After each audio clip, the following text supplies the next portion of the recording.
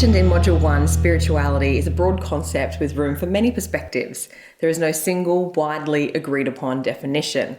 Spirituality includes a sense of connection to something bigger than ourselves. So, first question I want you to ask yourself is, how does your spirit feel? Ask it. Does it feel free, wild, adventurous, loving? Write out what resonates with you and pop that in your vision book. Increasing our spirituality can be done in a range of ways. You can help others, you can meditate, you can do yoga, you could try journaling, you could use movement to connect with your body, like doing Tai Chi or something. You can go to a place of worship, you can go to a place of worship, you can dance, you can pray, you can even get a massage or some Reiki. There are so many ways to feel a sense of something bigger than yourself, so find ways that interest you. Next thing I want you to think about is which spiritual disciplines you want to make progress in. So spiritual disciplines are habits, practices, and experiences that are designed to help you develop and grow and strengthen certain qualities of spirit, to build the muscle, basically, of one's character and expand the breadth of one's inner life. So you can structure the workouts to train your soul, basically. So some spiritual disciplines are personal, inward experiences that are practiced alone, whereas others require interpersonal relationships and a practice in a community.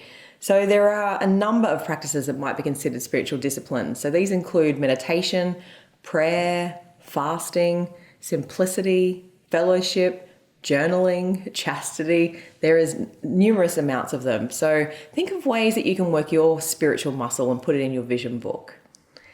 Another thing to put into your world are rituals. So one of the reasons why church, music, yoga, and prayer can be such an uplifting experience is because of the weekly rituals reinforce a sense of community.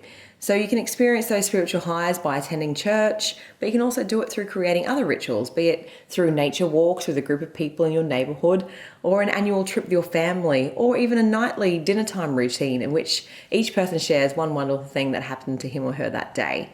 Rituals also reinforce behaviours and give us something grounding to do on a regular basis. They help us banish bad habits. Rituals help us to heal. They can help us create closure. They can help us remain focused and goal-oriented. And rituals can help you develop self-discipline. So there's lots of rituals that you can bring into your daily world, depending on your beliefs. They could be, number one, you could create a thing called a God box, which is a special box that you put your worries in. And then once you put your worry in there, you have to leave them to God to work out. You can't worry about them anymore. Number two, you can try a ceremonial bathing moment. So all you need to do is dilute some essential oil in a small bowl of warm water. You can choose to dip your fingers in and note each energy center of your body, your head, your throat, your chest, your stomach. Or you can choose to gently pour the water over your head while you're in the shower, or you can have a bath, or you can do this in any body of water. So visualize the tension in your body flowing away and your body being cleansed away from any negativity that you've had in your life. Another thing that you can try is to let the wind carry away a feather. So in many ways, the wind is symbolic of life itself. And feathers, on the other hand, are very earthy, but they also fly very easily with the wind. So the wind and the feather ritual is symbolic of acceptance and surrender. And it's particularly useful in periods of your life where you feel emotionally burdened. So you can hold the feather in your hand, you can reflect deeply on your problems. Then when you're ready to release the feather, blow it away from your hand or wait for a gust of wind to carry it off and watch it as it floats away and takes with it your worries. You can also pray, meditate, or show gratefulness daily.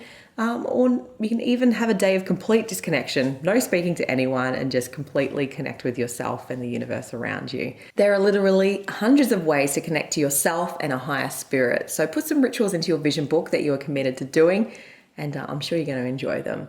There are literally so many things you can do to feel like you are connecting to something bigger than yourself. So enjoy exploring this area of your life and seeing what resonates with you.